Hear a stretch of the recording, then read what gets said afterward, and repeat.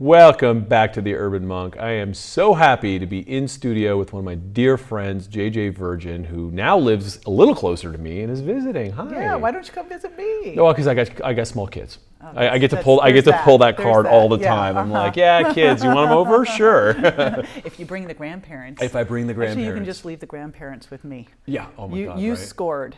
We took a trip where JJ came on this what is it? Where did we go? Cancun? We went to Cancun. Yeah, I was like, I can't even remember these trips anymore. And I brought my mother-in-law and my parents to be there with the kids. And JJ was just like, I've never seen anything like this, because my parents were just there and very supportive the whole time. It's a Persian thing. Yeah. Right. Everyone needs some Persian parents. Seriously. Yes. Seriously, they were really good, and so they loved you, and they were like, so now you're part of the family, right? Good. I definitely want to be adopted. That's good. Down. You're in. So this is the first time you're actually here. So I know, welcome nice to job. our abode. Yeah, thank you. I spent a lot of time here. I haven't used the swords yet on anybody. I looked at that and I first thought it was Hello Kitty, but I was wrong. It's close. It's Chinese That would Hello have been Kitty. very strange. Totally, my version. Yeah, Pedram has a few things about him I didn't really understand.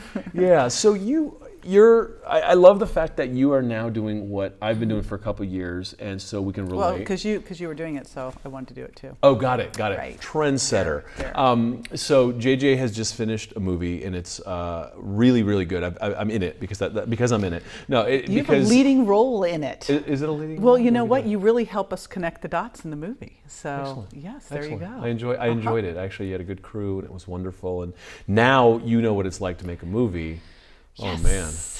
Yeah, yes, when I said, I think I'll do a documentary. All these other guys are doing it. It's a lot of work. I'll do that. It's a lot of work. Well, it's also a painful subject for you. Yes, that's what I didn't think about is this documentary, because it's a story of what I went through, that I was going to get to revisit every single thing over and over, and then deal with things that I actually had kind of avoided. So there was that. Oh, so it dug it up for you. Yes. Okay, so let's get in the story a little bit, just because I think a lot of my audience knows you, but I'd say a fair amount of people who from my other universes might not know who you are. You know, health and wellness, nutrition celebrity guru-s, right, who's been in that space, and then lightning strikes. Mm-hmm. Well, and it was really crazy when lightning strikes, struck, because I was getting ready to come out with what became my big book that everyone knew me for, and it was a couple weeks out, and you know what it's like when your book's coming out, right? Less sleep. So my book is getting ready to come out. I've done a PBS special, so I've got that lined up. I had taken the entire advance, all my savings, and then borrowed to make sure that this book really got the lift off that it needed to get out there in the world, because books don't just get out there. They don't sell themselves. Yeah. And so I just was like, this is it. I'm going to go for it. And I'm one of those all-in kind of people anyway. So I'm all in. And it's a couple weeks before it's about to pub. And I come home, and I have two boys. They're 15 and 16 at the time. And my 16-year-old is bipolar. And he has good days and bad days. And it was a bad day. And so I come home, and he's mad. He wants to go to martial arts. He hadn't gone to school. And I'm like, no, you're not going. You didn't go to school. Got mad, stomped out of the house in his bare feet, nothing, no identity, nothing. And it's dusk. And the next thing I know, my 15-year-old comes running into the house and said, Mom, Grant got hit by a car and airlifted to the local hospital. And my ex-husband and Bryce and I rushed to the hospital. We cannot find out anything. He's a John Doe. I mean, if my ex-husband and Bryce hadn't seen the accident, he would have died at that hospital, because no one knew who he was. So we get there, and they usher us into a conference room. So you can imagine, right? Airlift ushered into conference room, and they're asking us questions. And I'm like, wait a minute, what is going on with my son?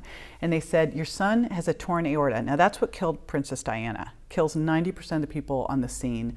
And his was an onion skin at that point. They said it's going to rupture sometime in the next 24 hours. It's got to be repaired.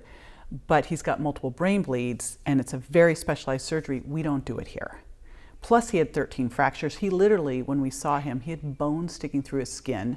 He is covered in road rash. Glass. I was picking glass out of him for months, and gravel.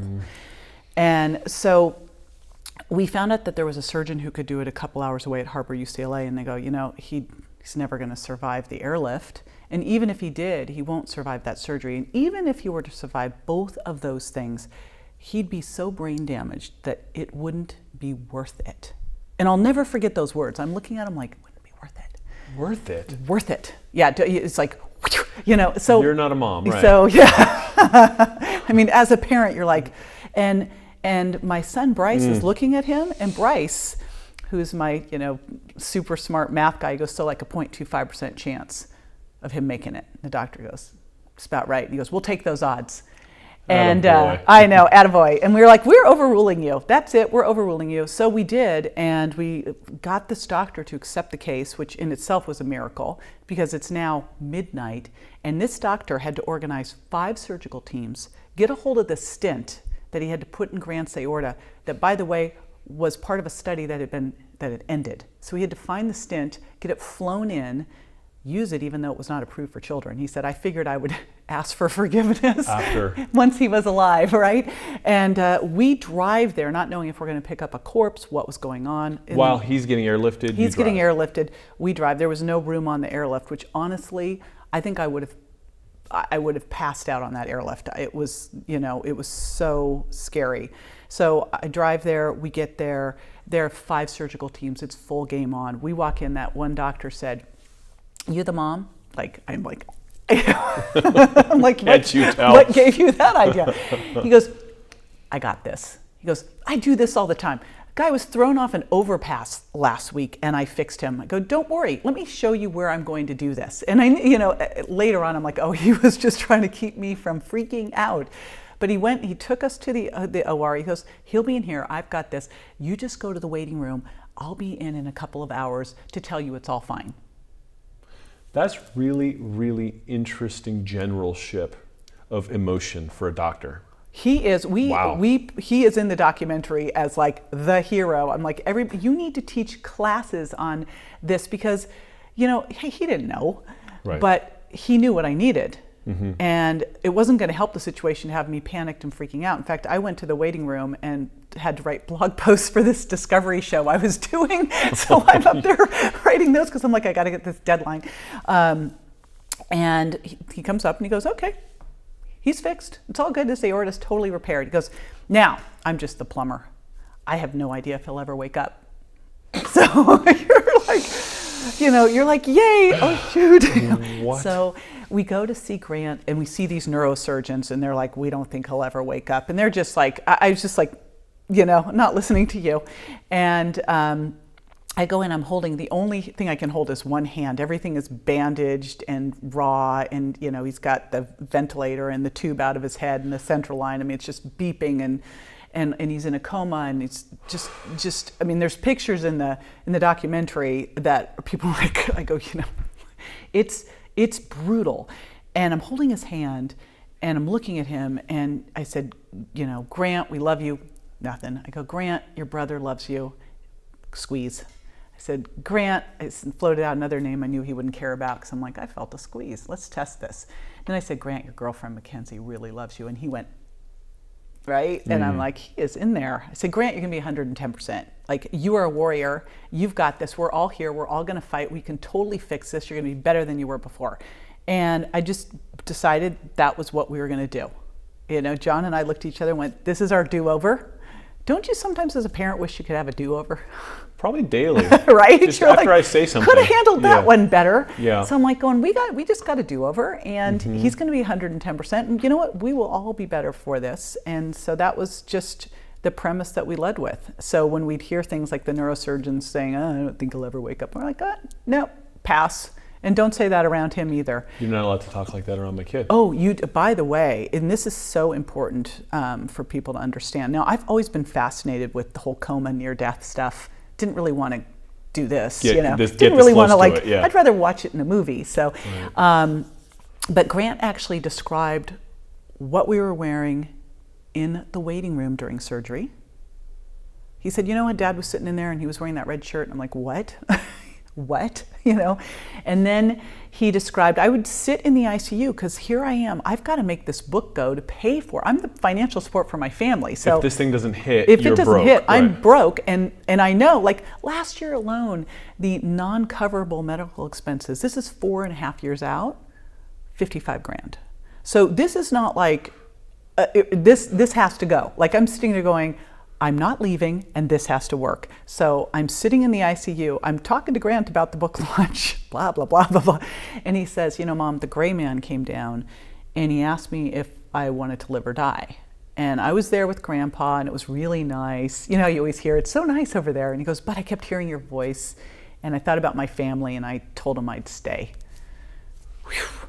So you manage your talk around him. Anyone that would come in and say, oh, we're trying to get him to walk again, we don't think he will. I'm like, out, Right. It's like only people So were did around. you fire your practitioners? Like as people would come in and have that attitude, you'd just be like... What's interesting is I threatened to and I never had to, because the minute they saw the difference, like the orthopedic surgeons, he had this crushed heel. And at first you're just concerned about the aorta. And then once the aorta was fixed, it was all about the brain. And it's so different, your perspective. I remember when Bryce broke his leg and it was like this big crisis. And now here's Grant with like rods in his femur and this heel that he'd crushed and had a pin sticking out and a big gaping wound. And I'm like, it's a heel, Yeah, it's But fine. it turns out heels are really important in the grand scheme of things. Sure. Like after aortas and brains are fixed. Yes, after aortas and brains, heels are pretty much, in the orthopedic world, pretty important and hard to fix. And so these orthopedic surgeons come in and they go, we're just trying to see if we can ever get him to walk again. This is a game-changing injury. And I go, you know what? I want you to look at him and tell me, if this was Kobe Bryant, what would you do? Because I bet that's not what you'd be saying. So if you can't say that, then you are fired. And they're like... And I go, and I took him outside and go, moreover, I've got really good insurance. I think I'm probably paying for everybody on this floor, because in these county hospitals, you know how that works. I go, so that's not going to fly with me. And they're like, okay. And it was just, I got the most amazing care from the most positive people looking to help him be 110%.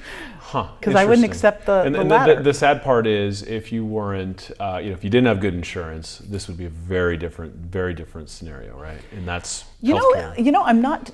We'll see how that is, because in the Children's Hospital, when we were at the second hospital, Children's Hospital LA, which was just an amazing place, has a McDonald's in it. Not quite sure about that connection. Right. Strange, but it also had a Starbucks, so that was a win. For Mom. Yeah, I mean, that was the one thing. I took amazing care of myself during this whole time. I put my self-care on the top of the list, because I went, I'm not going in the ICU sick.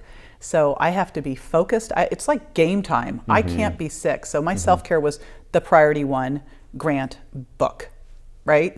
But I let myself have a hall pass on coffee. I did. But at Children's Hospital LA, they take anybody in and they give them amazing care. So I don't actually think Interesting. But where the differentiator is I believe you get what you expect. And I just told them what we were expecting to do with Grant. And that was that. So. Interesting. And you controlled the scenario. You were able to bend the reality around this whole thing. I also bent the rules a bit. Did you? Oh, yes. Yeah. Well, just at the very beginning, we had a Dr. Ann Meyer came in from Cedars-Sinai. She's a brain trauma doc over there. And one of the first nights in the hospital, she comes showing up with essential oils. I knew nothing about essential oils. I put some lavender in my bath. That was the extent of it.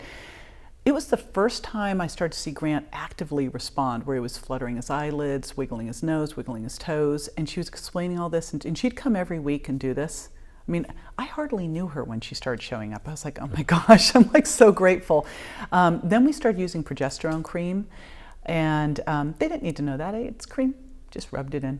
We had Dr. Suzanne Bennett was over there doing she would come in and she said, I knew you were in the building, I could feel you. I'm like, all right, Grace Sue was doing acupressure. We were like, whatever it took. Whatever it took. And then, I knew that fish oil would be helpful. He was on 5 grams of fish oil prior to the accident, which I think everybody needs to be on fish oil, because it protects your brain, and it's not like we plan to hit our head. I mean, you can pretty well know you're gonna hit the head if you're doing soccer or volleyball or any of these other sports, but we don't plan it, so be on fish oil because it protects your brain. Grant was on it before. They would not go past 2 grams of fish oil because they were afraid he'd bleed out. I'm like, there's no studies on that. So I had all of the studies from, Barry Sears gave them all to me, and I walked in with them, and they were like, nope, not doing it. So I just did it behind their backs, right? Nice. I was like, all right, well, this is my kid. Right. This is my kid. I ran into Sanjay Gupta in the green room of Access Hollywood, and I told him what I'd done, and he said, we have parents, because he put us on CNN with this story.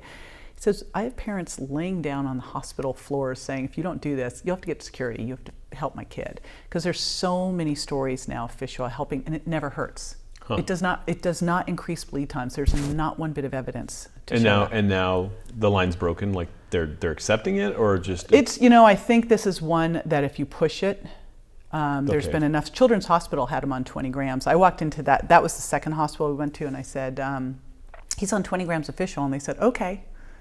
Because the chart, so there are two big chart books. I was like, this is what he's taking, vitamin D and this and that, and they went, okay. But at Harbor, he spit up his own feeding tube. And this is how stubborn this kid is. He was like pointing to it, and I go, I can't take it out till Monday. There's no one here. And he went, I'm like, what? There it goes. And then what? Just and I then want he food. like hacked it up, and John helped him. And then one of the first words he said was disgusting about the hospital food. We did all our own food. I had a NutriBullet in there. I was making shakes, and Nice. yeah, that was Nice. it. And once I could do a smoothie, man, it was game on. How the hell did you keep your head together in all this with these bullets flying? Yeah, this is one of the phrases I love is that habits create structure that gives us freedom. When you look at this, like the one thing we know for sure in life is that stuff's going to happen. It's gonna, there are going to be big challenges that we face. It's part of life. Prior to this, I found out that my dad was dying of cancer, that my son was bipolar, and that my ex-husband was suing me for every bit of the money that I had, all at the same time. And so that's a good week. What was good, that was training, right? So when you look at it, I had created habits already that allowed me to get through, because this was like, as you can imagine, so frightening on a daily basis. It was so scary. I was saying my son was going to be 110%. Meanwhile, he's staring off into space, vacant, moving an arm back and forth. And we don't know if he'll ever walk. I don't know if he can hear, talk, or anything else. So this is like extreme mindset management. When people ask me how I got through it, at first I was like, oh, I was so healthy. That helps. That's baseline. That's baseline. Yeah. It was all mindset. It was mindset of Bryce looking at the doctor and going, we'll take those odds. It was us saying, he's going to be 110%. It was just being able to show up and go, if I can't go through that open door, I'll do it this way. And so it's those things that you do, the learning how to lean into fear. It's not about being fearless. We're going to feel fear. Like I'm scared every day. Like every day there's someone like, oh my God, especially with all this stuff I'm putting out there. But it's learning to lean into that and build that courage. And over time, you build courage, you get resilient. How does one start? Because so many people live back on their heels, and fear is just upfront and personal, and they can't even see past their fear of the fear. Yeah. Right. Yeah. So I had this mentor. I've been known for nutrition and fitness. I'd been doing it for 30 years, but in my 20s, I had a personal training client who was a big mindset coach. And she basically took me under her wing. She was going to teach me how to do this business, but she kept doing it by teaching mindset. I remember at the time I was like, just teach me the business. I want to learn how to market and sell and close. And she kept teaching me mindset stuff. And all of that was the stuff that just became so much a part of me. But one of the things she started me with that I do every single day that saved me. If I had to credit like one thing that saved me through this whole thing, I get up every single morning, I take out a journal, a physical journal and a pen, and I write down at least 3 things I'm grateful for every single day. And you know what, when you are scared, the fastest way to push fear out is to put gratitude in. Like I think so often we try to say, I'm not going to feel that. Well, you are going to feel these things. But you know what? Fear doesn't last long. Like our buddy Dr. Joan Rosenberg teaches, I have an academy, and she teaches how to lean into fear because it basically is a 90-second emotion. But one of the things that you can do to help you ride through it is just do the gratitude thing. So every day, that's what I did. I'd be in the morning, I'd do the gratitude thing. It was like, okay, I can do this. That's how I got through it. And then at the end of the day, and this was a big one for me. I think we have a tendency, I know I do, I tend to get totally anxious and panicked because I'm always thinking out there. I'm out on the horizon instead of being present. And when you're going through something like this, you have to be totally present. And I was looking because I'm like, okay, we're going to get him to 110%, 1% at a time, right? And so like when Dr. Meyer brought in the essential oils, I was like, okay, he fluttered his eyelids. When he grabbed my hand and lifted it up, okay. So I was looking for every little win. And that's another thing that I do every night. Tim and I do that every night. Like, what were the wins for the day? Huh. And, this is a great thing to do with kids because it teaches them how to frame things. So you just framed your day. You started out in gratitude. You ended with your little wins. Huge. I mean, little wins might be, I read a chapter of this book. Mm-hmm. It doesn't have to be big stuff. Mm-hmm. Mm-hmm. I avoided pumpkin pie. Exactly. Yeah. Big win. Yeah. So learning this and framing it, I'm very interested in setting the table on this. You start your day with gratitude and you end the day with kind of putting a cherry on top and maybe what did I do? After a few iterations of this, what is happening to the mindset? What is starting to happen that makes you have a different operating system? What's incredible is so many of these things, and what's cool is there's science now. Like if you look, there's science behind resilience, gratitude, forgiveness. That was another big one that I put into play. But I didn't know it at the time. So what I just knew was that it was worked for me. So I went and tested it out with 150 people. And it was interesting because I queried my community last year and I said, like, if you're not where you want to be with your health or you've gained the weight back, like what's going on? And I fully expected, Pedram, that they'd go, oh, I can't give up my sugar, right? Or I ate the pie or whatever their thing is. I don't have time. I can't afford to eat healthy. All the stuff that we hear that are the so I don't have to's. I call it the so I don't have to. But that wasn't the reason. They said, I don't feel worthy. I'm not good enough. And so these things all start to make that shift very quickly. Because I believe you get what you expect. And the more that you put this out there, like I have right now, the Miracle Mindset book, #1, New York Times bestseller, 1 million copies sold, the kind of impact I want to have. I have it all over the house because those things start to make it real. It's like your brain can't differentiate. So if you're starting that way, it's keeping you positive. And when you're thinking of possibility and positive, it completely shifts you. I've seen it shift people in a week. Like that fast, like all of a sudden. And it was interesting because a lot of the people who first came into this were my health people who got to the next level in their health, got out of a rut. A lot of them were like just kind of stuck, which is what I hear from them. I'm just feeling stuck. And it wasn't by trying a new diet, right? It was by up-leveling your mindset. Because if you think about it, you're never going to outgrow that. Wherever you think you should be is exactly where you're going to be. Right. And you see that with people, like they make a lot of money, like they won the lottery, and then they come back and it's gone. Right? Yeah. And they're still where they started. So you have all this bad news, and you have a good news filter as you're sitting there in the hospitals. The ortho is saying, no way, the kid's not going to walk. You're lucky if da-da-da-da. And so you now have a way to kind of digest information in relation to this operating system in a way too, right? Because now you have this outlook and you're like, no, I don't want that for my kid. So I don't even accept that reality. I can't even hear it because, to me, if I started to believe that, it would happen. Right? So like when they said there was a 0.25% chance of him making it, I didn't think about 99.75. I was like, no, I don't want to hear that. Right. Because it's like if you let any of it in, it was going to happen. You'll help create it. So that right there is a really powerful metaphysical truth. Is the thing that you want to manifest is what you focus on, and you stay focused on that, and you stay there. So there's resilience, there's force, there's power, and a lot of people probably are thinking, "Yo, lady, you're crazy. That's unrealistic." And so it doesn't even exist. There's no 110%. That's how crazy it is. Right. And you know what? He's actually there now. But think about these lines. I love the line, your limitations will be your life. But it's also your tolerations. You become your tolerations. So those things you tolerate, oh, okay, I'll just settle for this. That's who you are. That's who you become.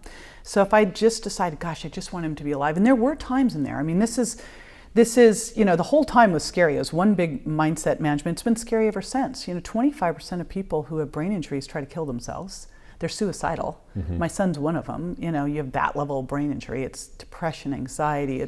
You're socially isolated. So you're not out. You're always. But we're never out. None of us are. Life means you're in. We are all in. So it's like, trying to shy away and go, I just can't handle that stuff. Because I've had people say, I could never do that. I go, well, you have to do it. Early on, when my son got diagnosed with bipolar disorder, I went to a therapist and he's telling me what I need to do. And I'm like, I'm not strong enough to handle this.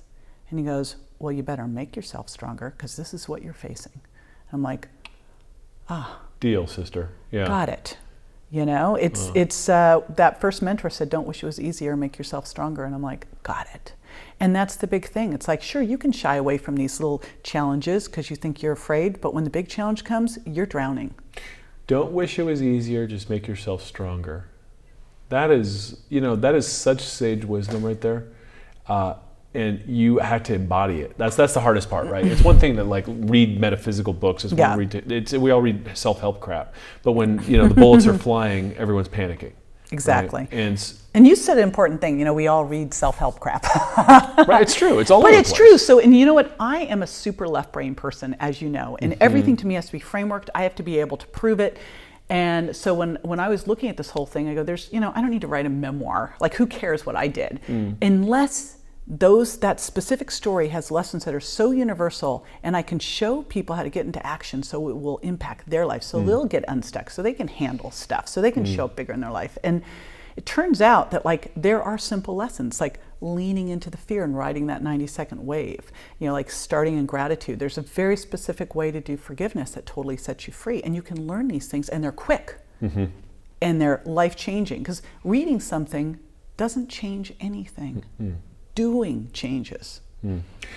I think that right there is like a critique of the consumption culture that we live in too. It's like, oh, well, now I could speed read, so I had 15 self-help books I didn't pay attention to this week, right? Yeah. It doesn't matter, right? You got to stay with it. And so the three things that you mentioned are all now evidence-based science. And so I come from the school of old. I did a bunch of stuff with Buddhists and Taoists, and so I studied this stuff.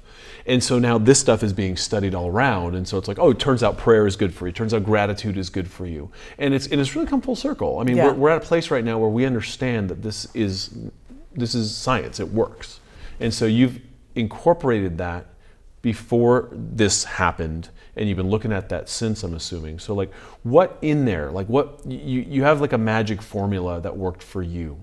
What parts are also universal? What parts, because people are like, well, JJ's so strong. JJ was scared to death. Right. JJ was scared to death. And I sought out to go, all right, will this work? Can I teach this?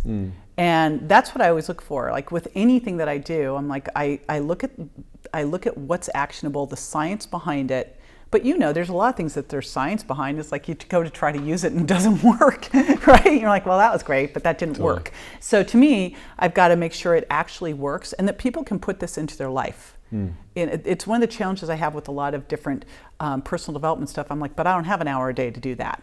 Right. Like I got a minute. Give me something I can do in a minute, in 5 minutes, in 10 minutes, I'm down. But if you tell me I'm going to spend an hour, I'm not even going to get started. It's crazy. We're all too busy. So that's what I was looking at is like, all right, what are the key issues? And then again, that's why I took this focus group and took them through it. And I said, I don't know if this is going to work. We're going to co-create this. And I'm scared to death. I've just been like, okay, I'm just be out there that I'm actually scared. People are always like, you? I'm like, I know I look like a tough girl, but I'm scared every day. And actually, I know that when I'm not, that I am playing small. And I think it's a reframe, because we have this whole thing that fear is bad. What if fear is good? You're on the edge of growth. And what if, like, I can't think of one situation where I had the most perfect, beautiful experience and I learned and grew, ever. Can you think of like, gosh, that was just a beautiful experience and I learned so much? Nope. No. So I also can't think of anything I've ever done perfectly, ever. Ever. Yeah. Ever. Yeah. So, I think these are all, I've got a very specific story, and it's kind of like an extreme story. It's just like what I did to stay healthy in the hospital. I look at I had this plan for how I stayed healthy in the hospital, so clearly it'll work for everybody else, because that's the hardest place to do it. Yeah. Least healthy place on the planet, the hospital. But this, yes, a specific story, extreme situation. So the things that I used that now I find out are backed by science, just like all the stuff that you've been using and they've been doing for centuries, it's like, oh, there's science behind it. These are all things that we can all learn and use and then change our life with. And that's what's so cool about it. That's why I went, this has been 2 years of just a painful process to do. I've been like, why did I do this? Why am I thinking? But then I took people through this training and I went, that's why I did it. There's also, this really interesting thing that's happening with you, and I've known you for a while now, and I've known you pre this and post this, right? We've been around, And you know, you've softened as a person as well. I mean, you're a go-getter. You've always been a go-getter, but like you've been able to relax into things in a way that's very different. It's like once you're kind of on the bleeding edge of chaos, like I see this with GIs, I see this with like MMA fighters. It's like, wow, that guy's a beast in the ring, and he's like the nicest guy to hang out with. Like it does this thing where it like extends your range, and it shows you what you're capable of, and like you don't sweat the small stuff as much either, right? And it's like you don't sweat the small stuff. It's all small stuff. I'm looking at people going, you know, as you do this, it's the best way to explain it is we all have our comfort zone. And I think of this with my 19-year-old now, Bryce, who we were talking about earlier. So we all have our comfort zone, and that's really what we think we are able to tolerate. And every day, if you can just push it a little bit, because you never shrink back. Every time your comfort zone expands, it stays there. You don't go back. Once you know you can accomplish something, then you go to the next. So you think about Bryce, who at 15 walks up to his brother on a ventilator, you know, with road rash all down and with bones sticking out, and goes, "Dude, you look really ugly right now, but if anyone can pull through this, you can. You are one tough guy." I'm like, and then comes over, hugs me, because I'm freaking out, hugs John, and then goes home and says, "You know what, I'm gonna stay here, I'm gonna go to school tomorrow," and goes to school on his own. And goes through his, like, you know, wow. I'm like, who are you? But wow. But how do you rattle a kid like that at this point? Think about how his stress tolerance, his resilience, his comfort zone has expanded, right? And so I think a big lesson here is when you are up against a scary situation and you have that, you can either lean into it or run from it. You can never really run from it. You've got to lean into it. We have a culture of running from it, though, right? Like the cops are going to protect me, the doctor's going to take care of me. Like if you let the doctors do what they wanted to do that day, you probably wouldn't have a son. No, I wouldn't have a son because they told me very specifically to let him go. It was the silliest thing. I'm listening to this and my Spock brain's going, but he's going to die here. Like, you just told me he was going to die here within the next 24 hours, so why wouldn't we airlift him? You know, the only reason I saw not to airlift him, and I went outside and I had what the guy who founded Hoffman goes, "You had a divine hit, did you know that?" I'm like, "No," you know, because I've never had any of these things before, so I'll take your word for it. It was really normal until today, I was like, right? You know, I was like kind of going along, sort of kind of shut down over there. I walk outside and I'm like, what would Grant want? Because that was my big question as a mom was, you know, hey, we can airlift him. But what if we airlift him and he survives the surgery and we've got a, you know, vegetable? Right. So what would Grant want? And that's what I went outside, and I'm like outside and it's full moon and I'm standing there being totally present. I go, what would Grant want? And I just got that hit. I'm like, that hit is you fight for him. I'm like, that's it. Went inside, like, you know, game on. No, this is what we're doing. This is it. That's what it is. And it's like, I am fighting. It was very strange. I had another client, and it's so interesting when you go through a situation like this because, again, I'm very science-oriented, very left brain. All of a sudden you're like, sure, send me holy water. Yes, pray for me. Yes, you know, I'm like, wave a chicken. Yes, exactly. I'm like, yes, totally. I'll take it all. Yes, I will. That's awesome. I had energy healers calling me in the morning. As I was driving to see him, they tell me what was going on with him. They like blow things through the phone. I'm like, cool. You know, everything was great. I'll take it. Yeah. Yeah, it's not, look, when you're on the bleeding edge, was it, I think Srini said this, neuroscientist from Harvard, neurons perform best on the kind of the edge of chaos, right? Well, Srini would know. Srini would know, right? I mean, he's a genius guy, he's just, you know, eccentric and genius and all of it. And at the edge of chaos, there's genius. And so at the edge of chaos, you found your strength, you found your resilience. I think that's the whole thing with being challenged, is that we are never better than when we're challenged. And what was really interesting is Grant, as he's come out of this, as you can imagine as a parent, you know, we bring him home early. We just said, you know what, I think he can do this better at home, we'll set him up. And even things like crossing the street, I'm like jumping him, you know, I'm like, no, back off. And, you know, as he's going through this, he goes, Mom, you know, things were hard. He can't remember things. You know, I said, use your phone. This is your hard drive now. Your phone's your hard drive. And he's like, can't you just help me with this? I go, no, this is going to be hard. And you are strong. And you're going to step up and you can do this. I go, it's not going to get easy for you. And he's like, and the minute I shifted, because at first I was like, I'll take care of you. And like, you know, baby. Yeah. And that was not working at all. He was getting depressed and dark and down. And the minute I was like, no, you have to step up. Enough. And he was like, okay. I'm like, okay. Wow. And it's a lesson. I kind of look at this whole thing and go, this is a parenting lesson. For all of this, we've created these entitled kids. They need to learn the consequences. They need to learn how to step up. We need to be challenged. We were challenged growing up. Yeah.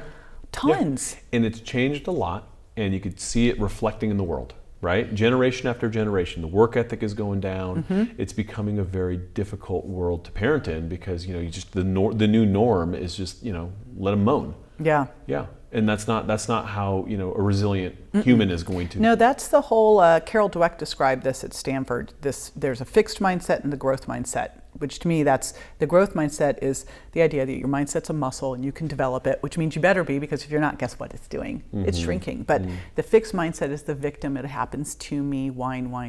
And it's like, don't raise those kids. People are. So if you're Not in an us. environment, not us, right? But so if you're in an environment where you're like, oh shit, I think I might have just done that, or I that's looked how back I and grew went, up. oh, oopsies, I might have, whoops. Yeah, well, yeah. All right, so kids, then I'm what do I taking do? it all away, and you're going to go out into the backyard and camp and fend for yourself. Today we hiked 40 miles. Suck it up, right? Well, I used to do that with I used to own a summer camp before I decided to go into healthcare, and these kids, I'd just be like, I don't care what the doctor labeled you as. Like today we're climbing up that mountain. Suck it up, right? And it's just like, of course they could do it. Yeah. You're a bipedal animal that used to do this for hundreds of miles a week, and now suddenly it's like walking is now called hiking, right? Hiking is just walking here. Hiking is up here, right? But it's here. Let's just go. In the Alps. Yeah, exactly. So there's so much in the movie that is. I don't want to spoil anything. Your movie's coming out soon. We're going to share a link to it. So yeah, you were like one of the big inspirations on this movie. There were several times over the last year that I didn't really like you much, I must say. I never said it was easy. I said it was good for you. Pedram. Well, I mean, I've been working on a movie for a year and a half, and everyone's like, "Let me see it." I'm like, "Let me fucking see it!" Like, everyone's working on it. Like, you'll see it when I see it. You'll see it when I see it. Yeah, and then you see the first one, you're like, it. "That's not what I was thinking it was going to be." Yeah. They're like, "Oh, there's color correction, there's sound, there's this, there's that." It's like it takes a while to hatch that egg.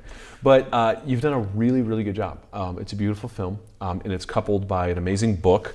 And you look so pretty here. Thank The Miracle you. Mindset. That's the soft JJ. That's the soft JJ. Yeah. Well, it's the new and improved JJ. That was funny right? because my editor's like, we want a soft picture of you, because all my pictures are like, my arms, right? I was joking that I'm an arm wrestler here, but I'm not, because she might beat me, right? But that's the JJ I knew, right? It's just strong. Who actually I won in Sacramento. I beat the guy at Oktoberfest in arm wrestling. That is so gangster. I That's know. so good. Thank you very much. Yeah, thank you very much. You are stronger than you think. You are stronger than you think. Yeah, and so your whole thing has been getting your clarity on your diet and really being the person that says, say no to these foods that you're allergic to and all this. And now you've crossed over into this thing where it's all these universal principles that you had to deal with. I mean, this was, I'm not gonna spoil the movie. There was a period of your life where a lot of amazing things happened, and it really brought out the best in you. And there was two directions to go in this. Yeah. Right? And the other one's not acceptable. No. And that's, anyone would make this choice, but I was fortunate that I had all of this in me already. And that's the real point. I'm gonna go back, because I'm a nutrition and fitness gal, to this is a muscle, use it or lose it. Mm-hmm. You wouldn't say, I think I'm gonna run a marathon, I'll go tomorrow.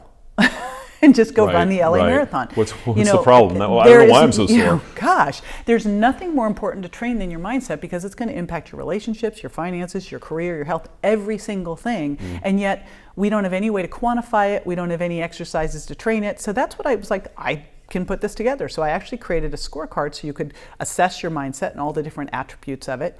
And then I created the training so you could actually train your mindset, and really simple, little, short, fast things that work. Right? Because to me, if it's going to take a lot of time, I'm not doing it. And I'm sure most people don't need to be busier. Right. So most people are already overwhelmed. So it's what you need to do to help them cut through the overwhelm. But when you really look at it, it's nutrition, fitness, mindset, and I think you'd agree. They're all those pillars that you have to be truly healthy out in the world. And a lot of this I actually was incorporating into my programs. It just wasn't obvious because it was so in me. Like I would always start with like, what's your why? What's your purpose behind this? You know? That's really interesting because you had it, and the person that you had dealt with, your mentor in this business thing, had basically like uploaded it into you, and you were running this way anyways, and you didn't get it. And so it's just like, I don't understand, like, how the hell can you eat bread when you know you're allergic to gluten, right? And it's like the mindset piece is I know, the glue. it's like, just put that cookie down. Like, just put it down. Yeah. You know, it's like, so I never would thought about like, what's the driving force behind it that tells me not to go do that thing? But it's kind of like the fish in the aquarium, right? The fish doesn't know he's in water. So it's like, if you're in the mindset, you can't see it, right? So you have to change the mindset. So that was the great thing, because people were like, how did you do this? And I actually I was like, what do you mean? Yeah. They go, I could never have done that. I'm like, of course you would have done that. Like, it's your kid. Right. And then I thought, well, no, they probably would have listened to that first doctor, who was very angry at me. I read the medical report later. It was like, I told them to keep him here. I'm like, yeah, you really? Yes, you did. Yes, you did. Yeah. We tried to get him in the film. He declined. He declined? Yeah. I wonder why. Right. Totally. Yeah. The one that got away. Yeah. Yeah. Well, so we're running out of time. I'm going to share links to the movie. You Are Stronger Than You Think, and it is releasing soon. Soon. I'm excited to share it, and the book is coming out February 21st, but we have 21st. a whole Get Started Creating Your Miracle Mindset package with the book in it. Because it's like, now that I know that this is something people can learn, I'm like, on a mission to get everybody doing this. You're on fire. That's what I love about you. Yes, baby. You've always been on fire since I've known you. And now this is really, it's like it's taken fire and coupled it with water in a way where like you have this like real, like it's brought the like mama bear energy and it brought it full circle in a way where it's just like you have this like cohesion in it. Like this really, it's really changed a lot of things. Thank you. Yeah, it's like the missing piece. It is amazing. We were going to call that book My Best Worst Year, but you really look at it, and Grant is the best embodiment of this. I asked him a couple weeks ago. I did an interview with him that actually blew my mind, and I taped it because it's for a live training. But I thought, I don't know what he's going to say. I'll tape it. Yeah. And so I said, Grant, let's go back 4.5 years, and I'm going to put you at the side of the street, and you can cross it or not. And what do you do? Cross the street. I'm better because of it. Wow. Makes me. Wow. I know. That's a heavy 4 years, but you know what? That's life's journey. It kind of like like Lord of the Rings is this amazing saga of all this shit that these guys go through to like fight evil, and then there's this like little story of how movies should have ended, and then like they go, okay, we gotta put this ring in this volcano, so they're like, call the Eagles, and the Eagles just come and they just go drop it in. Right? But that's not how life works. Right. Life is all of these turns that you take to learn about yourself and find your strength, and so I'm so excited to share this. I want to thank you for being here, and anytime you're close, so I want you back. Like, come hang out with me. Bring the kids. Yeah, I'll bring the kids. Yeah. You said it. You heard it here. They I'm like the kids. Doggy. They like the, yeah. Okay, so I'm taking, you're right, he met your doggy. I'm taking my kids to JJ's, and I'm going to Facebook Live what she says when my kids are tearing apart her house. Awesome. I will see you next time. I'll put links in. I'll put links in as soon as the movie is ready to share, and we're ready to go. Yep. See you next time.